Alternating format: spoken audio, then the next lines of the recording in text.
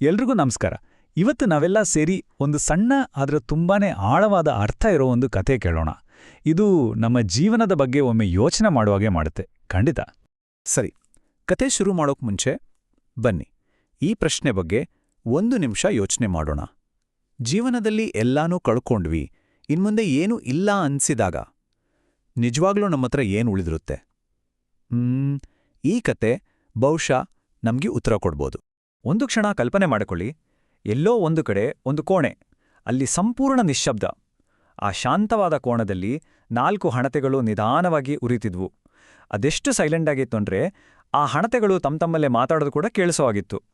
ಆ 4 ಹಣತೆಗಳಲ್ಲಿ ಮೊದಲನೆಯದ್ದು ಮಾತಾಡೋಕೆ ಶುರು ಮಾಡ್ತು. ಅದರ ಹೆಸರು ಶಾಂತಿ.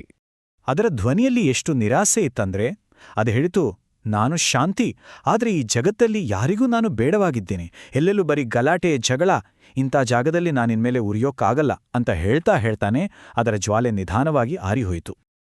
ಶಾಂತಿಯ ಹಣತೆ ಆರಿದ ತಕ್ಷಣ ಆ ಕೋಣೆಯಲ್ಲಿ ಕತ್ಲು ಸ್ವಲ್ಪ ಹೆಚ್ಚಾಯಿತು. ಆ ಮೌನದಲ್ಲಿ 2ನೇ ಹಣತೆ ಮಾತಾಡೋಕ್ ಶುರು ಮಾಡ್ತು. ಅದರ ಹೆಸರು ನಂಬಿಕೆ. ಅದರ ಜ್ವಾಲೆ ಥರಥರ ಅಂತ ನಡುಗ್ತಿತ್ತು, ಅಳೋ ಹಾಗೆ. ತುಂಬಾನೇ ಬೇಜಾರಿಂದ ಅದು ಹೇಳಿತು, ನಾನು ನಂಬಿಕೆ. ಆದರೆ ಇವತ್ತಿನ ಕಾಲದಲ್ಲಿ ಜನ ಒಬ್ಬನ್ನೊಬ್ಬರ ನಂಬೋದೇ ಇಲ್ಲ. ಎಲ್ಲಾ ಕಡೆ ಮೋಸ ಜಾಸ್ತಿಯಾಗಿದೆ. ಹಾಗಾಗಿ ನನ್ನ ಅವಶ್ಯಕತೆನೇ ಇಲ್ಲ ಅಂತ ಅನಿಸ್ತಿದೆ. ಅಷ್ಟೇ, ಆ ಮಾತು ಮುಗಿತಿದ್ದ ಹಾಗೆ ಆ ಹಣತೆಯು ಆರಿಹೋಯಿತು. ಈಗ ಕೋಣೆ ಇನ್ನಷ್ಟು ಕತ್ತಲಾಯಿತು. ಶಾಂತಿ ಮತ್ತು ನಂಬಿಕೆ ಇಲ್ಲವಾದಾಗ ಅಲ್ಲಿ ಉಳಿದಿದ್ದು ಒಂದೇ ಒಂದು ಮಿನುಗುವ ಜ್ವಾಲೆ, ಪ್ರೀತಿ. ಈಗ ಪ್ರೀತಿಯ ಹಣತೆ ಒಂದು ದೊಡ್ಡ ನಿಟ್ಟುಸಿರು ಬಿಟ್ಟು ಮೆಲ್ಲಗೆ ಮಾತಾಡೋಕ್ ಶುರು ಮಾಡ್ತು. ನಾನು ಪ್ರೀತಿ, ಆದರೆ ಜನರಿಗೆ ತಮ್ಮನ್ನೇ ಪ್ರೀತಿಸ್ಕೊಳ್ಳೋಕೆ ಸಮಯ ಇಲ್ಲ. ಇನ್ನು ಬೇರೆಯವ್ರನ್ನ ಎಲ್ಲಿ ಪ್ರೀತಿಸ್ತಾರೆ ಹೇಳಿ? ನನ್ನ ಶಕ್ತಿಯೆಲ್ಲ ಕಡಿಮೆ ಆಗ್ತಿದೆ ಅಂತ ಹೇಳ್ತಾ ಕೊನೆಗೆ ಅದು ಕೂಡ ತನ್ನ ಬೆಳಕನ್ನ ಕಳ್ಕೊಂತು. ಹೀಗೆ ಒಂದರ ಹಿಂದೆ ಒಂದರಂತೆ ಶಾಂತಿ, ನಂಬಿಕೆ, ಆಮೇಲೆ ಪ್ರೀತಿ 3 ಹಣತೆಗಳು ಆರಿಹೋದ್ವು.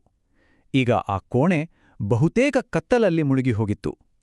ಅಲ್ಲಿದ್ದಿದ್ದು ಬರೀ ನಿರಾಶೆ ಮತ್ತು ಆಳವಾದ ಮೌನ. ಸರಿ, ಎಲ್ಲವೂ ಮುಗಿದು ಹೋಯಿತು ಅನ್ಕೋತಿದ್ದ ಹಾಗೆ ಕತೆಯಲ್ಲಿ ಒಂದು ಟ್ವಿಸ್ಟ್ ಬಂತು. ಆ ಕತ್ತಲೆ ತುಂಬಿದ ಕೋಣೆಗೆ ಒಂದು ಪುಟ್ಟ ಮಗು ನಿಧಾನವಾಗಿ ಕಾಲಿಟ್ಟು. ಅಲ್ಲಿನ ಕತ್ತರೆ ನೋಡಿ ಆ ಮಗುವಿಗೆ ಅಳು ಬಂದ್ಬಿಡ್ತು. ಕಣ್ಣಲ್ಲಿ ನೀರು ತುಂಬಿಕೊಂಡು ಆರಿಹೋದ ಹಣತೆಗಳನ್ನು ನೋಡಿ ಕೇಳಿತು, ಅಯ್ಯೋ, ನೀವೆಲ್ಲ ಪೂರ್ತಿಯಾಗಿ ಉರಿಬೇಕಿತ್ತಲ್ವಾ, ಯಾಕೀಗೆ ಆರಿಹೋದಿರಿ? ಮಗು ಹೀಗೆ ಅಳ್ತಿದ್ದ ಹಾಗೇನೆ ಇದ್ದಕ್ಕಿದ್ದಂತೆ ಕೋಣೆಯ ಮೂಲೆಯೊಂದರಿಂದ ಒಂದು ಧ್ವನಿ ಕೇಳಿಸ್ತು. ಅಲ್ಲಿ 4ನೇ ಹಣತೆ ಇನ್ನೂ ಮೌನವಾಗಿ ಉರಿಯುತ್ತಿತ್ತು. ಆ ಧ್ವನಿಯಲ್ಲಿ ಒಂದು ಧೈರ್ಯ ಇತ್ತು, ಒಂದು ಭರವಸೆ ಇತ್ತು.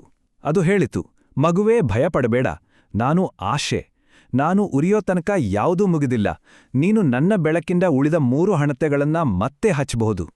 ಆಶೆಯ ಈ ಮಾತನ್ನು ಕೇಳಿ ಆ ಮಗುವಿನ ಮುಖದಲ್ಲಿ ನಗು ಬಂತು, ಕಣ್ಣುಗಳು ಹೊಳೆದವು. ತಕ್ಷಣ ಅದು ಆಶೆಯ ಹಣತೆಯನ್ನ ಕೈಗೆತ್ತುಕೊಂಡು ಒಂದಾದ ಮೇಲೆ ಒಂದರಂತೆ, ಮೊದಲು ಶಾಂತಿಯನ್ನ, ಆಮೇಲೆ ನಂಬಿಕೆಯನ್ನ, ಕೊನೆಗೆ ಪ್ರೀತಿಯ ಹಣತೆಯನ್ನ ಮತ್ತೆ ಬೆಳಗಿಸಿತು. ನೋಡ್ತಿದ್ದ ಹಾಗೆ ಇಡೀ ಕೋಣೆ ಮತ್ತೆ ಬೆಳಕಿನಿಂದ ತುಂಬಿಹೋಯಿತು.